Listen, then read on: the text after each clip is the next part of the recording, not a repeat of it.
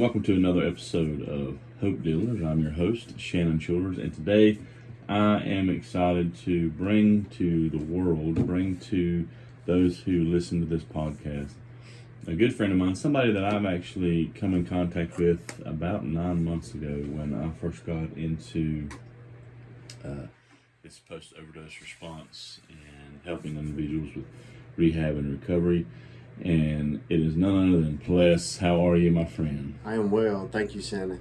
So, one of the things that we do with Hope Dealers is letting people be introduced to the individuals, man, woman, child, who are out here in the world offering hope to the individuals who are in current active substance use, who are in addiction, who are in the heart of recovery, and introducing them to you find people and letting you tell your story. Because here's the facts. Everybody has a story, and every story matters. And your story matters because it helps us understand why. Why would you get into such a field where so many highs and lows, so many ups and downs, and it's definitely a journey. So tell us about that. Who you are, what do you do currently, and why did you get into this? Okay. Thank you, Shannon, for the opportunity to share my story with others that are in recovery, with others that are in this field, and with those that just have no idea and they're just curious. I am Pleas Smith. I was born in Alexander County to Nancy and Pleas Smith in 1975. I grew up in Alexander County my entire life with both parents. I have 2 older siblings and 2 younger siblings. I'm a middle child. Like many other people, I experienced adverse childhood experiences, different things that I did not understand at the time, things that I did not have the words to express or ask for help at the time. And as I began to grow into teenage years, I felt broken. Mm. And in that brokenness, I wanted to escape. And so throughout my teenage years, I turned to bags and bottles. I turned to alcohol and dope. And so through that led me to become involved with the law enforcement, local law enforcement, the criminal justice system. I've harmed people. I physically harmed people. I got to a low point that at one point I sexually assaulted a woman, and I ended up landing in prison for 20 years in 1999. So how old are you right now? Today I am 48 years old. Okay. When did you first get in? When did you first, as in your life, when did you start using substances? I began to use alcohol at around 11. Really? Yeah, it was around 11 I began to use alcohol. I began to huff gas at around 13. Really? So I went from huffing gas to smoking marijuana. It's interesting you say, because I have another podcast called Chemical Brothers where I do with Chris Strathy, and ultimately what that podcast is it talks about substances, current, just giving people information, trying to break the stigma. And we're getting ready to do one on nitrous and huffing. Mm-hmm. And so it's interesting you talk about, what got you there? What got me there was 2 of my friends that lived in my neighborhood. They were already huffing. Uh-huh. And I used to see them sometimes. They would just take off running, just like full of energy. And I would be like, what is wrong with him? Or I would be like, how is he doing that? And he would be just jumping and running. And it would be like he was just out of this world with energy. Uh-huh. And I was like, I want that. And I went around the house one day, and there they were with the gas can to the lawnmower.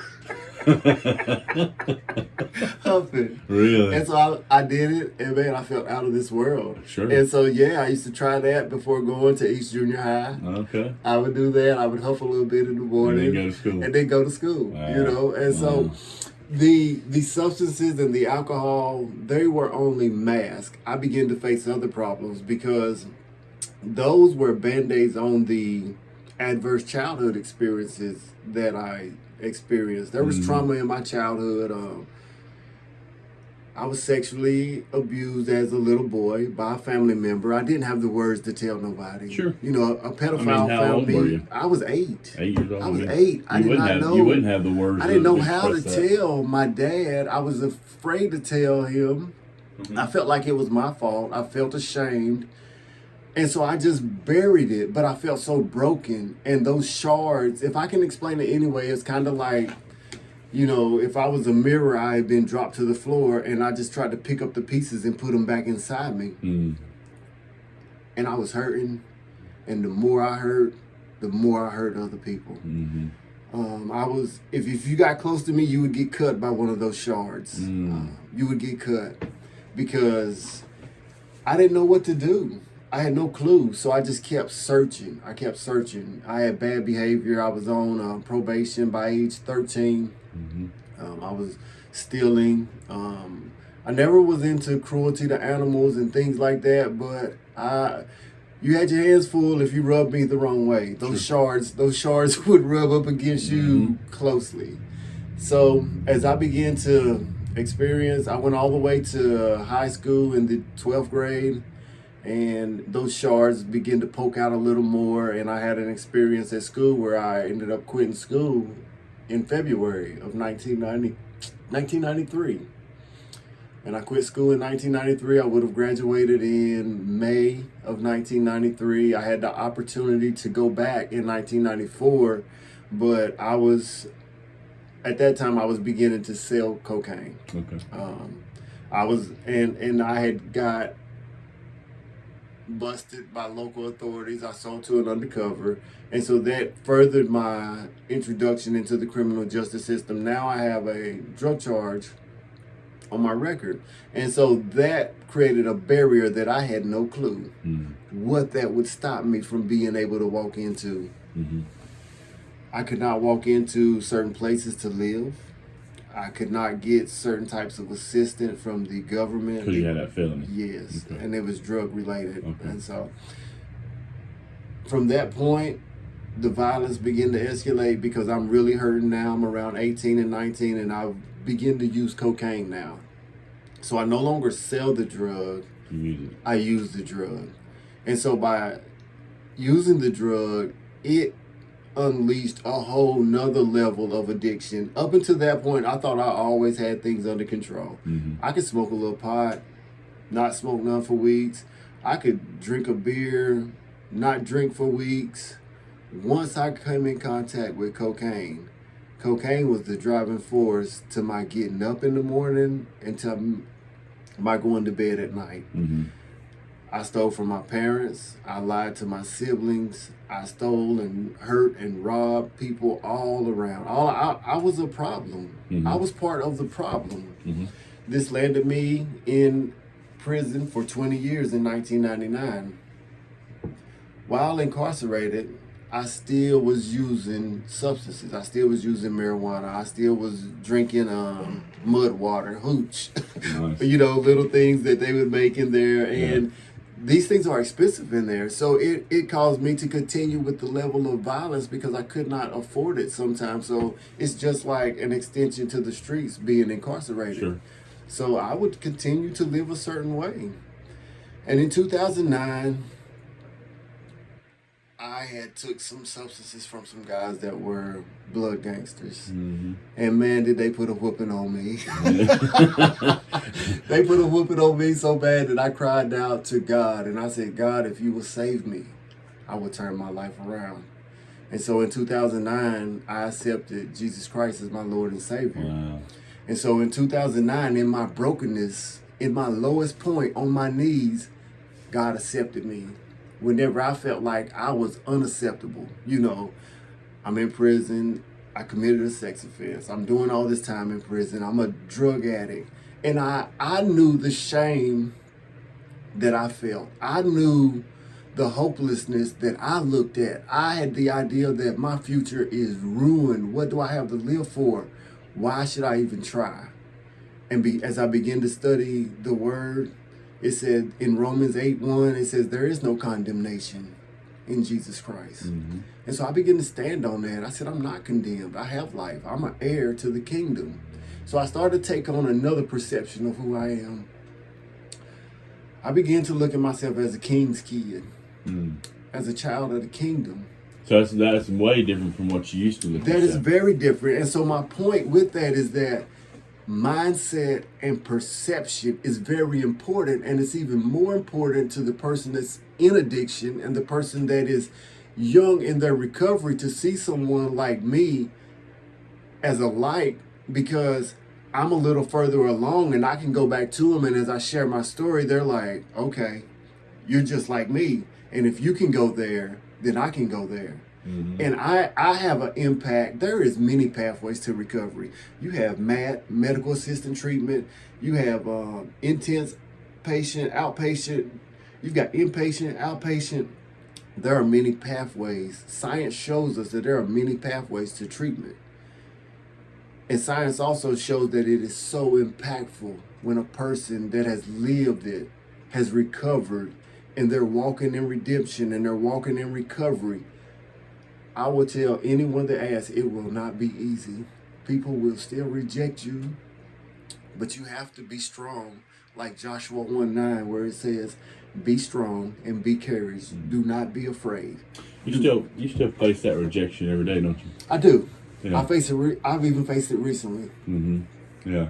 Yeah. And how does that make you feel? You said something, and this is, of course, I want to say something. We were talking the other day because I had experienced an incident, that was out of the blue. I was at a business, and I was doing something in business, and I was getting something out of the back of the truck, and this poor woman who didn't know you were, she just thought you were just creeping up on us, trying to come up on us, and I looked over and I saw it. I was like, "Hey, that's Pleas." I said, "I know who that is. Don't worry about that." And you had heard that whole conversation, and we were talking about it the other day, and you said something very powerful. You said you didn't even acknowledge it. You don't even see that anymore. That used to be a sticking point for me. It used to be something an obstacle that would trip me up. So the way I look at it now is that I have to keep my helmet of salvation on, because that's how I protect my mind. I know that with Google and Indeed and LinkedIn that you can find me anywhere. I don't hide. I do not hide. I face the fire, because I believe that if God brings me to it, God will walk with me through it. He will. It's been done time and time again, so I know it. I don't just believe it. I know it. I've experienced it too many times. So yes, I experienced that. And so I embraced it, and I accepted that was just an opinion. And I said, what I'm going to do is, you see, I walked right onto you, shook your head, hugged you, and told her that I understand. And that, there is no condemnation. Sure. There's no condemnation. I'm a new being, and if you deal with me simply because of what you read 20 years ago, then you can't see my light for today. And that means that I accept that you're just not on my path where I'm headed. And that's okay. It doesn't emotionally disturb me as it would when I was not as mature as I am now. I'm very mature in my walk. I understand where I'm at. I understand that I was doing a survey the other day, and I was looking at all the friends that I've lost to violence, to drunk driving, to overdose. And I was like, why are you still got me here? God, what's your point? Definitely there's a plan. I have a purpose and a plan. I have an expected end for you. And I said, okay. I said, I accept it. I accept my calling. So the reason that I deal hope is because I was hopeless. I was broken. I was on my knees, and I want to be the very thing that I would have needed to see. I want to be the very thing that I did see, because there was a man that came to me in 2009. He came to me and he asked me to go to church one day, Shed. I was like, man, get out of here. Are you crazy? And I was high. I was smoking weed. I was like, man, get on somewhere, man. We beat you up in here. Yeah. What you doing? Just somebody came to your house No, to I visit? was in prison. Oh, I was in prison. prison from 1999 to 2022. So a third of my life I have experienced in brokenness, in incarceration. Sure. Even when I came to the Lord, I was in my brokenness. Mm-hmm. So in 2009, this guy came to me. He was like, "Hey, come to church with me, man. I see something in you." I was like, "Man, get up out of here." Yeah. And so he came again, man, and everything in me was wanting to say no. But I said yes. Mm-hmm. And when I went to church that night, man, the Holy Spirit fell upon me so hard, and I repented for all my wrongs. And so in the 12-step program, there's a step where you should make amends when it is possible to do so, and you're not going to harm or hurt someone else, and you're not going to harm or hurt yourself. Myself, there are people that I cannot make amends to. One, they've passed away. Mm-hmm. Two, they hate me still for things that I did to them. Mm-hmm. And three, it's illegal for me to make contact with some people. Yeah. So there is also an unwritten idea in the recovery community where it says, well, if you can't make amends, then live the amends. Mm-hmm. Be the amends. And so what I do is each day I remember those people that I've harmed and I've hurt. And I say, I will be the person that will be a better person. Yeah. So I was just looking. Mm-hmm. That's number 9. That's number 9. Yeah. And was that one of the toughest ones for you? I think inventory, number 4, was my toughest. Okay. Inventory was my toughest, but I couldn't get anywhere until I recognized that I had a problem. Yeah. Step 1 is so important. That's why it's number 1. Yeah. But I couldn't get anywhere until I recognized I had a problem. Yeah. And through my repentance and beginning to really evaluate my life from a different perspective, not from this brokenness, not from this victim perspective, but once I got outside of the trauma, I began to take on a different perspective. And this helped me tremendously. Mm-hmm. And so whenever I'm a North Carolina certified peer support specialist. Mm-hmm. So when so talk about that real quick. Okay. In 2019, you're still in jail. I'm still incarcerated. Mm-hmm. I'm still in prison. And I am at Dan River, and Danny McClain comes to me and he says, "Hey, Guilford University is doing a program and I think it would fit well for you." I was like, "Nah, not me. I'm not into that stuff right there. I want to be a gardener." Yeah. I love horticulture. I love gardening. I love putting my hands in the soil. It's something healing. I find healing there. So he said, "Nah, man." He said, you might like this." So Guilford College was there, and Dr. Barbara Lawrence was doing a recruiting. Mm-hmm. And so we're all there, and I'm listening to the fire in her, and I'm listening to how she believes in me and people like me so much. She believed in me more than I believed, and that set me on fire. Mm. It's like, how can you believe in me more than I believe in me? Mm-hmm. Yeah. So it set me on fire. Yeah. And so we went in there, and I got signed up, and we began. It was a 2-year program, 2-year course. Guilford College is called Wiser Justice. It's taking the people who have lived experience with the criminal justice system, with addiction, and in recovery, and it's taking them and equipping them to go back into their communities and be actively bringing hope to other people who are still struggling, who are young in their recovery walk. Mm-hmm. And so I became certified, and I completed the 2-year program, and I was released in 2022. Okay. So I came home on fire. Mm-hmm. On fire. I was completing classes through the Friday program at UNC Chapel Hill.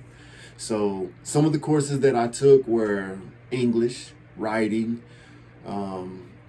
We took nonviolent communication. We took philosophy 101. We took psychology 101. Just basic things to try to introduce us to the college life, because the majority of us did not graduate from high school. Yeah. Some of us did make it on through high school, but most of us in this life do not have a college education. Mm-hmm. And so as I began to go through there and learn how to do research and learn how to find out information and learn how to put plans together and to begin to, step by step walk with someone and also abide by the code of ethics where I don't get too close and I don't share too much personal information and I keep it recovery oriented. As I walked through this, I said, yeah, I can do this. And I also begin to say, yeah, we do recover. There you go. And yeah, we are a part of society, and yeah, we can be productive and positive. But it requires a mindset that embraces the challenge, because it will be challenging. There will be obstacles, but you have to know that you know that you know that you're going to get through. And there's not a day that I get up that I doubt that I'm going to get through. I'm trusting in the one that divided the seas for the children of Israel. I'm trusting in the one that was with Daniel and Meshach and Shadrach and Abednego. I'm trusting. And I'm knowing that I'm covered. I know that I'm an heir to the kingdom. So I just keep walking. I keep walking. So I came home in 2022, and I was just beginning to hear about MAT, medical assisted treatment. So I went to Dr. Kearney's office. That's Arms Recovery Medical Services. And so I was very impressed with that program. And so I took my shot, took my resume in there, filled out my application, and I was turned down. They said that due to my lived experience, due to my criminal background, they don't think that I would fit. So I said, fine, that's cool. So I continued to go and look and search, and I ended up taking a job with Kerrigan Sons in trucking. I began to wash trucks. So I began to notice that was a niche. There's nobody really washing trucks. Yeah. So it was difficult for you to get a job. Yes. It was difficult for you to find. In the respect of being a peer support specialist, it was very difficult to find work there. I've tried to go through Integrated Care of Hickory. I've tried to go through RHA. I've tried to go to different places, but I couldn't find employment there. So there wasn't a door, so I created a door. Sure you did. And so when I created a door, the door that I walk through now is Hope Beyond Overdose. Yeah, and that's something you started. I founded Hope Beyond Overdose. Before we go there, because I think I can tell you started washing trucks. Yes, I started washing trucks, and so I founded Smith Quick and Clean. So that's yours. That's mine. Nice. I own Smith Quick and Clean, and this is a clean and pressure washes cleaning service where I clean vehicles and I clean services. I clean awnings. I get out and I clean RVs. So I clean. I started doing that. I have a full-time job. I am so grateful, and I honor and respect them people that gave me the opportunity to have a full-time job.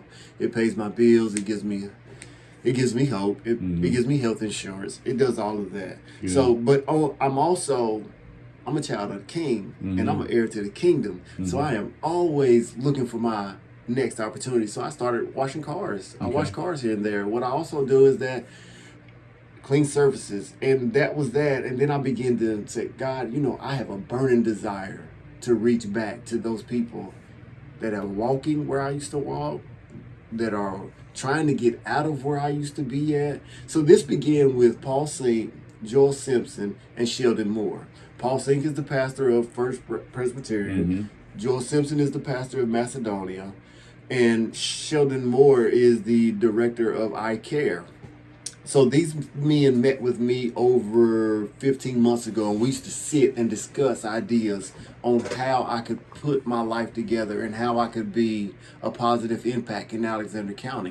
And so we began to just share ideas. And even to take it back a step further, I have family members and friends that gave me clothes when I came home, gave me a place to stay when I came home. This is so important because they gave me hope first. Because there were people that I knew from my past life.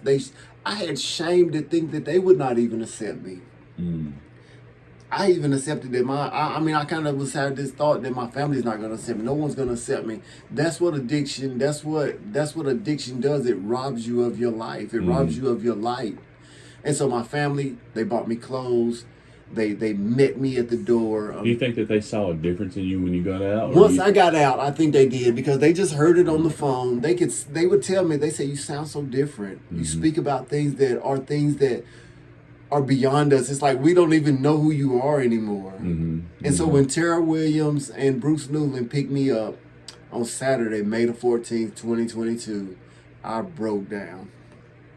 I cried like a little baby. I cried like a little baby. Well, you've been in jail for 20-some years. Yeah, and Tara Williams and Bruce Newland are the greatest. They nurtured me. They held my hand like walking into the store. They intentionally stopped at stores and took me in and introduced me back to society slowly. Tara took me to get my license. Tara walked with me step by step. And so I know that I experienced this. So now I know when I'm dealing with people, I hold their hand. I walk with them side by side. I support them in every step of their way. My goal is that if you're active, to help you reduce that. My goal is that once we reduce that, if you want inpatient treatment, then get you there. If you want outpatient treatment where you need to be in a group, a talk group or something like that, I try to get you there. My third goal is to reach to the family, because I understand the impact that I had on my family. I understand how I hurt my mother and how I hurt my father and how I brought, shame to my family and the Smith name. And so I'm to redeem that. Yeah. I'm here to redeem that. And so when I am rejected and when people say that, you're just the same, that boosts me. That's fuel for me to excel past that and to be even greater and even better than anything that they could have imagined, because that's what my God tells me. He said, I have things for you that ears have not heard and eyes have not seen. You haven't even imagined the things that I have for you. And so I'm so grateful, Shannon, for you, our relationship, for the Port team and what you all are doing. It's amazing. Well, you've made a really big impact in our Port team. With all the other things you got going on, just you're being at our Recovery University classes, speaking, sharing your story, talking to family members, about what they're going through, what you went through, and trying to connect with that. It's been enormous. Yeah. But now let's talk about Hope Beyond. Okay. Hope Beyond Overdose. Hope Beyond Overdose is a ministry. It is. That you started. Yes. How quickly after you got out of incarceration did you start that? I started Hope Beyond Overdose September 14th, 2023. Yeah. That's when you got your 501c3. That's when I am a LLC. I have LLC, a mutual understanding with my church. I am the community coordinator of outreach with Love and Unity Resurrection Assembly, located at 296 West Main Avenue here in Taylorsville, North Carolina. And for people who live in Alexander County, that's in between the two antique shops right there down and on Main Street. Yes, that is correct. Yeah. And my pastor is Laura Smith Jones, and she has walked with me since I've been home. I got out on Saturday. I was there on a Sunday. May 15th, I was there. No one there remembered me. Been gone for so long. Yeah. So no one there remembered. They just said okay, there's this guy that just walked into our church. Okay, so they said, introduce yourself. So I stood up and I gave my testimony. And she has embraced me. She has nurtured me and shepherded me throughout this little over 2 years. That still amazes me. I've only been home shortly over 2 years, man. Well, in 2 years you've made a big impact, and just a couple things. Just one thing I know that you did that really has echoed since you've done it, and that was the outreach night. What was that called again? That was the Hope Beyond Overdose. That was the introduction to Hope Beyond Overdose. Yeah, and that was a resilience and recovery event. Yeah, and so that was the first time that anything like that that I know of has happened in this community. Mm-hmm. You invited commissioners. You Donnie invited, Potter. He's commissioner from Caldwell County. Yeah, Commissioner Donnie Potter. The mayor of Taylorsville. Yes, Mayor Holman. You invited organizations from all over the county who work with Christian Crisis Center was there. And you had testimonies, and it was very, very profound. Yes. Very, very nice nights. Nice, I enjoyed it. It was cold, a cold night. Yeah, it was cold night. But it was warm in there. It was such a great experience, and getting to hear Times was there. Donnie Potter. Jenny King. Yeah, Angela King. Angela King was there. Yep. And hearing Donnie Potter's testimony about his stepson was profound. Mm-hmm. Danny McLean spoke, you spoke, I spoke. Yes. It was a great night. Yes. And Pastor Ushery too, Kevin Ushery from Macedonia. Yes. Who also who works in substance use. Yes, he does. On the side, Indeed. Beyond being a pastor. Yes. And that was a great night. Yes, it was. It was a lot of fun. Yes. Getting to meet a lot of people and just hearing people's stories. Vaya was there. RHA was there. Yep. Yeah, they had booths set up. It was really nice. It was nice. And you had a spread. You had some food. Yes, we had some refreshments for everyone after that. Yeah, that was a really good event. I hope you do that event again. Yes. But you've done some other things. Yes, I have. What else? Well, recently, coming up on July 27th at 9:30 a.m., there are Steps of Hope, and we will be. Hey everybody, just want to do a couple of announcements real quick before we finish up with this interview with Pleas and Hope Beyond Opioid Overdose. Second Chance Ministries here in our community is offering a recovery outreach Saturday, July 13th. This will be at 899 East Main Avenue. There'll be hot dogs, singing, chili, testimonies of recovery. It's going to be a great event, and we'll be out there with our booth setting up, so we'd love to see you there. Our vending machines are currently being rolled out across the county. These vending machines will have harm reduction materials in them, as well as some other items such as washcloths, soaps, toothbrushes, toothpaste, combs, and we're looking for donations for those things. If you are interested, you can definitely drop them off by our office at 75 First Street, Southwest Taylorsville, and we would love to accept those, put those in those machines, because we're going to be giving those items away for free. And I don't want you to forget Ples's event from Hope Beyond Overdose is July 27th. It starts at 9:30 a.m. He's going to talk more about that here in just a little bit, but I want to make sure I do give a shout out to that. It's going to be a lot of fun in regards to opioid awareness. And then last but not least, August 24th is our third annual Lights and Sirens Golf Tournament. This tournament is going to help individuals, men and women, children, teenagers graduating from high school, looking to get into emergency services. All the money that we get from that golf tournament goes towards helping them in their education. So that'll be August 24th. If you're interested, go to www.lightsandsirens.org.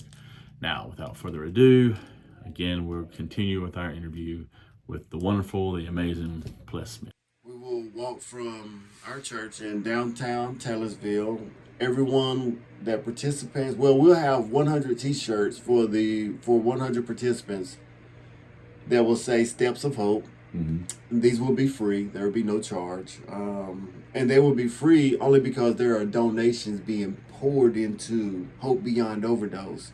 Some of the community sponsors so far are May's Meat, Brushy Mountain Brews. They're going to be the one that cook the food and serve the food. Adam's Funeral Home has stepped up. I was shocked by that, but I'm impressed by it.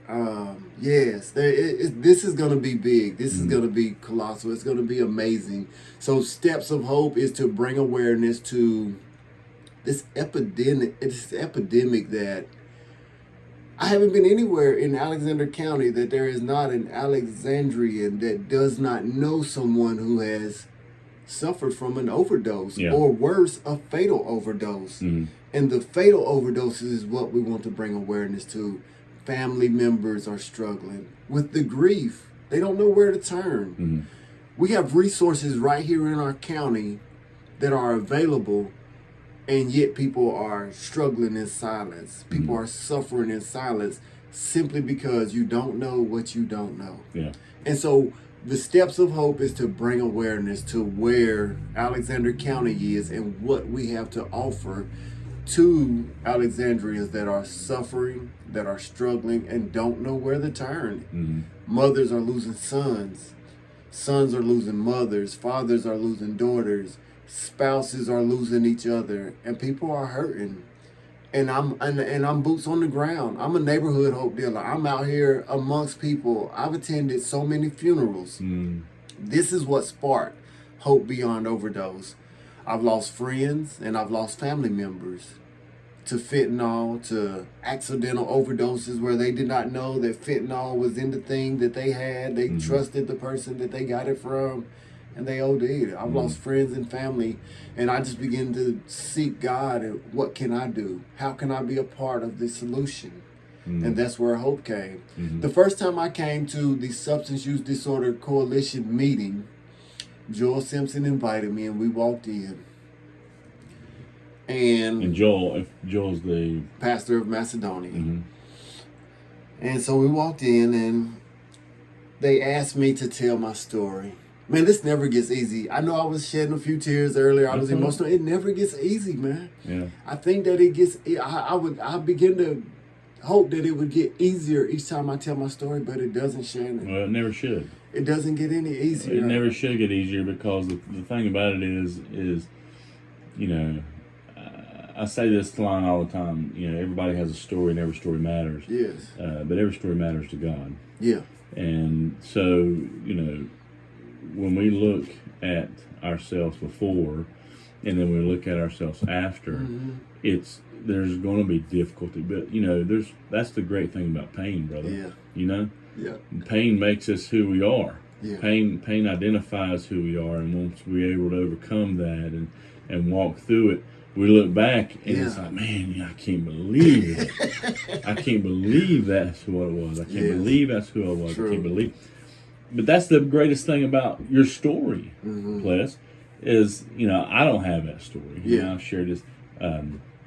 We don't like to label addiction. Addiction is addiction. So, you know, people who have addiction to fentanyl, well, if you have an addiction to overusing your phone or food, it's an addiction. It is. And so, but I don't have the same story of you. I don't have the ability to talk to somebody who has been in jail, who's been in prison, because I've never done that. Right. And so I'm thankful.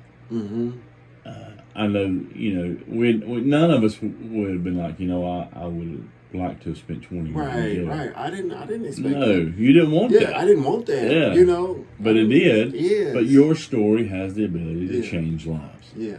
And that's what's so special about it. And so I know it's difficult. Yeah. It is difficult. It's a challenge each time I do it. And thank you for saying that, man, because Shannon, I am supported by people today that I had no idea. Whenever Jeremiah 29:11 says, the thoughts that I have for you, you do not know the expected end that I have for you. And I'm paraphrasing, but I take my hat off to Sheriff Chad Pennell.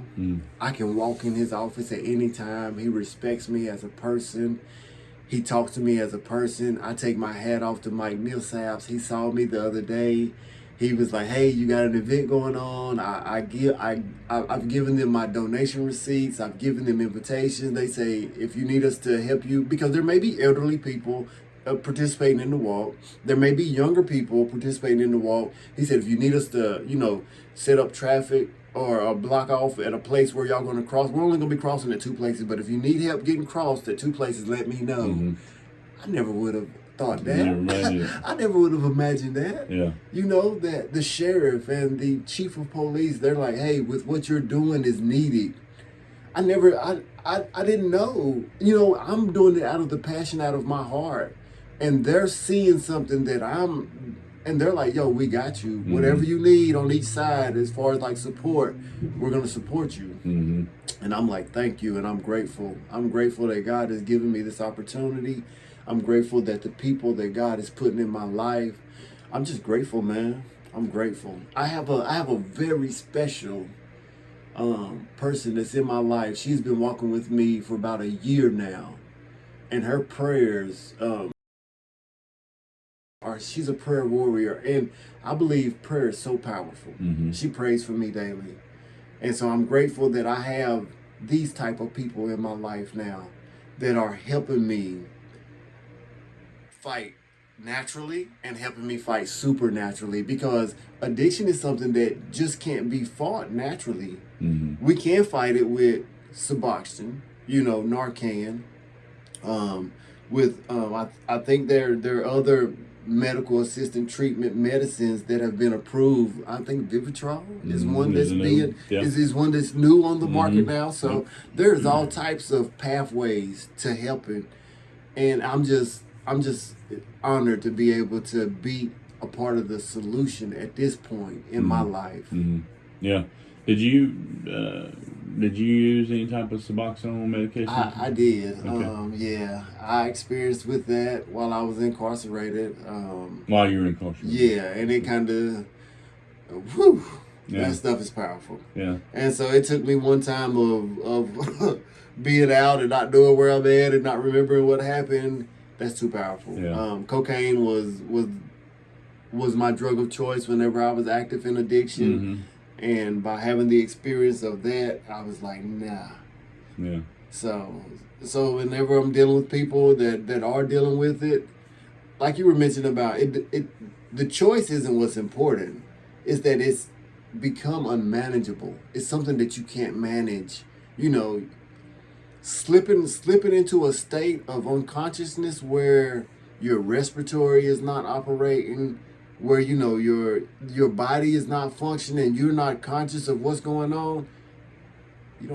That's unmanageable. And so many are slipping away into death unsuspectedly.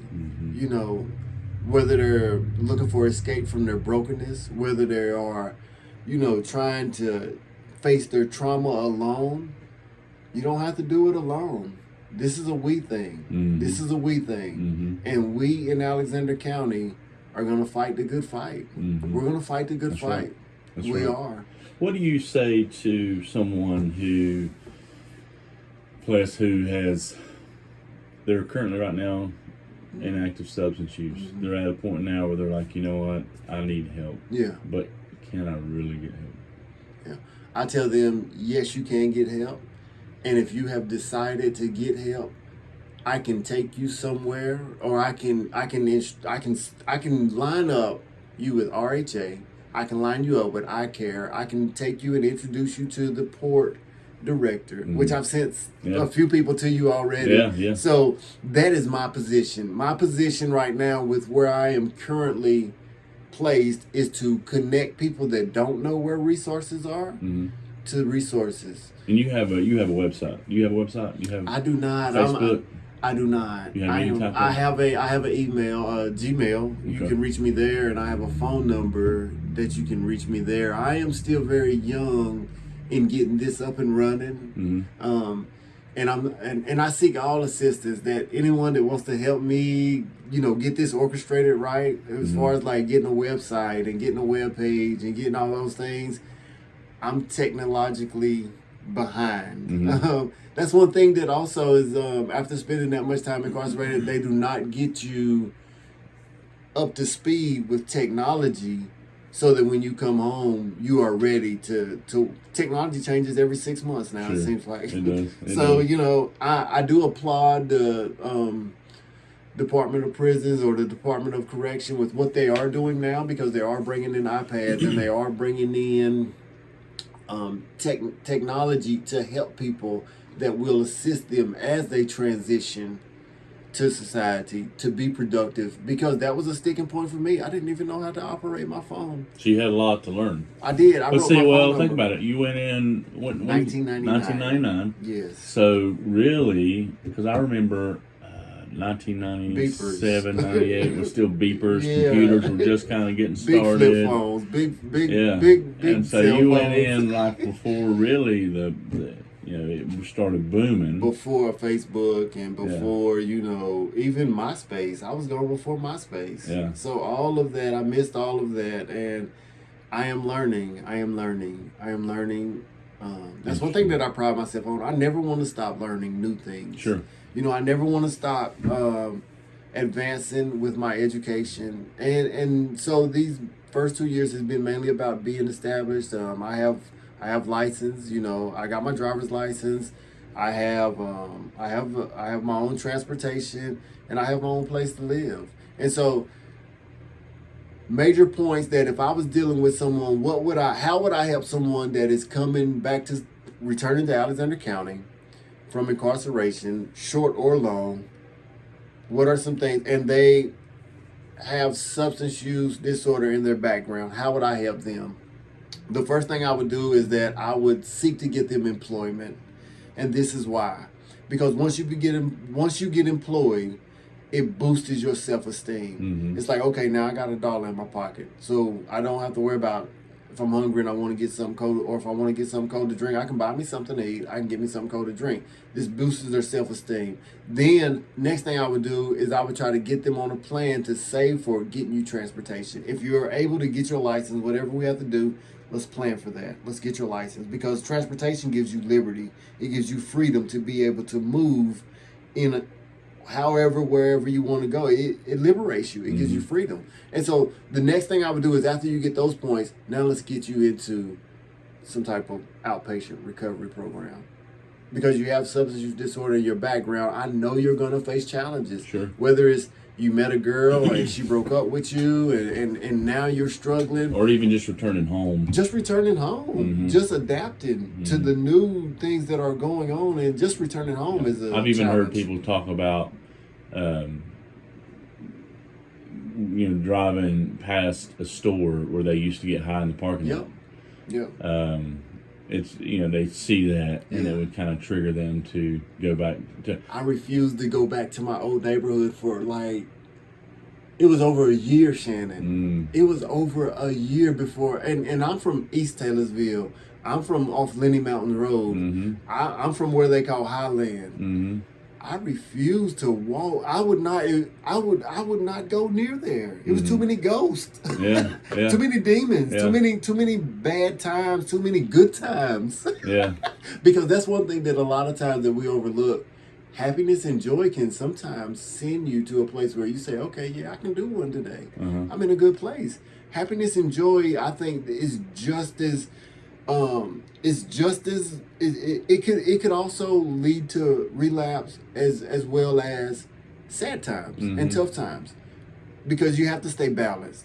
And so I would not go. It was over a year. And then finally, after I felt like I was strong enough, I went over there and I stood in the middle of that neighborhood.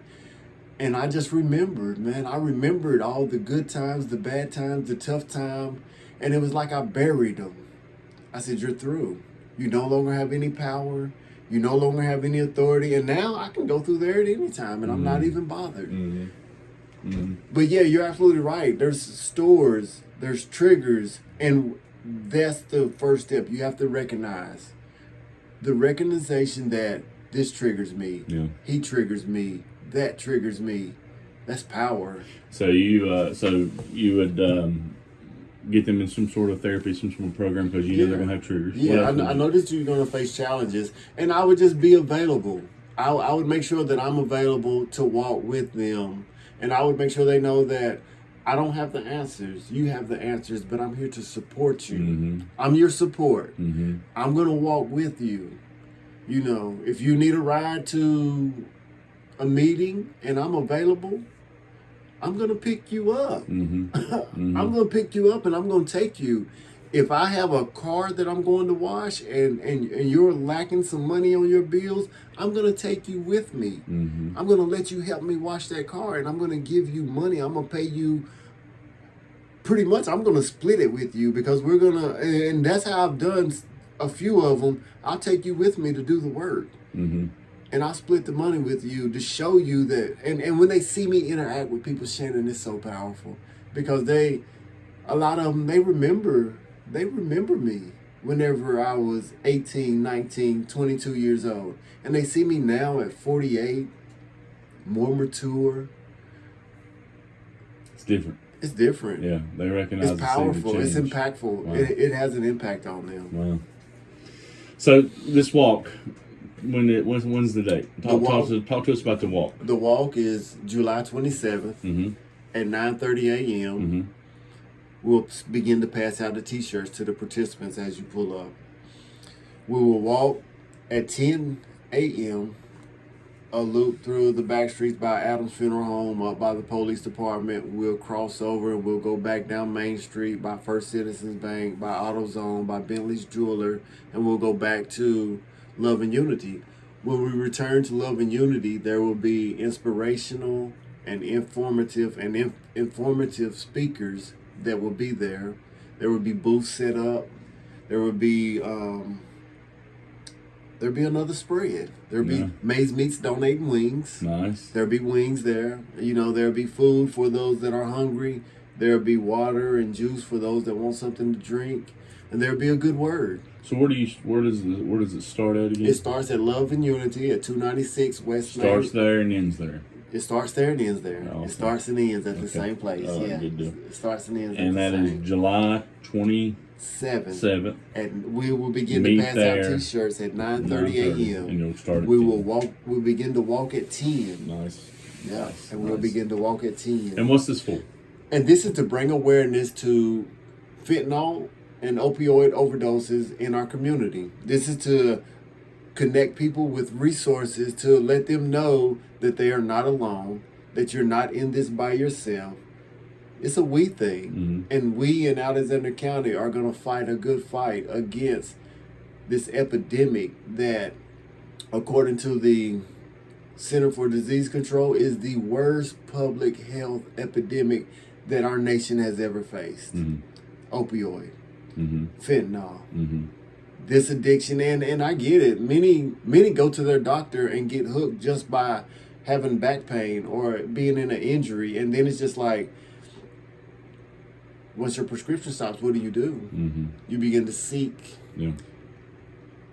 You begin to seek for them, and now find you're looking for them on the black market, and that's when you run the risk of a synthetic opioid, which we know to be fentanyl, which we know to be dangerous, which we know to be killing our children, which we know to be killing our loved ones. And so we're going to fight the fight against that. Awesome. Well, for those who are listening, and does it cost anything to come walk? No, it doesn't cost anything to come walk. We receive, if there's anyone that's moved on their heart to make donations, if there's any organizations or local county governments that want to make donations, we will be receiving donations. If you prefer to make donations to a 501c3, I have a mutual agreement of understanding with my church that they will accept them and they will funnel the money back to Hope Beyond Overdose. And Hope Beyond Overdose will continue to do these type of events and hold these type of events in Alexander County because we in this together. Awesome. Well, Hope, thank you so much for Thank coming you, brother. in. I enjoyed you being on Man, here. I always enjoy being in your presence. That's always awesome. I can't tell you how many, just to speak on your behalf, I can't tell you how many people have come up to me with you in our Recovery University classes and are just so thankful for you. They'd say, man, he's so smart, he's so intelligent in what he's doing, and you're so passionate. Yes. And I just thank you for being a Hope. Thank you for this opportunity. And I'm going to push for those who are listening. I'll have this on the link on our YouTube page. Information on how to get in touch with Pleas. Information about individuals he has mentioned in regards to getting hope and help. And I just want to again say thank you for what you do. Don't give up. I won't. Your story is amazing. Thank you.